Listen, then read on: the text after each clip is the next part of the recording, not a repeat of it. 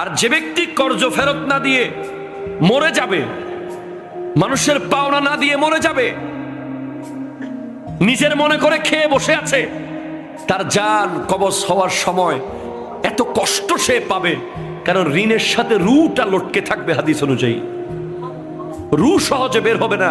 নবীজির হাদিসে আছে রু ঋণের সাথে লটকে থাকবে, অনেক কষ্ট হবে রু বের করতে। রু কোনোভাবে যাবে না, রু আটকে থাকবে মানুষের পাওনা না দিলে, মানুষের উপর জুলুম করলে। আমরা তো আলহামদুলিল্লাহ নিশ্চিত মনে দোকান থেকে বাজার করি, নেন যা লাগে আপনি টাকা নেন, অসুবিধা নাই, আপনার সাথে দেখা কালকে হচ্ছে। কথা কোন ঠিক কিনা বলেন না?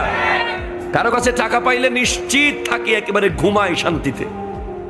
একবার বলি ভাই টাকাটা দিবেন না, দুইবার বলি ভাই দিবেন না, তিনবার বলি ভাই দিবেন না, শেষ চারবার আর বলবো না।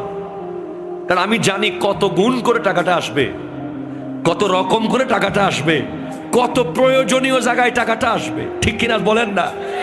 এখন তো টাকা আসলে হয়তো এই সেই করে খরচ করে ফেলবো, পাওনাদার যদি টাকাটা হাসরের মাঠে দেয় তখন তো লাভ বেশি না?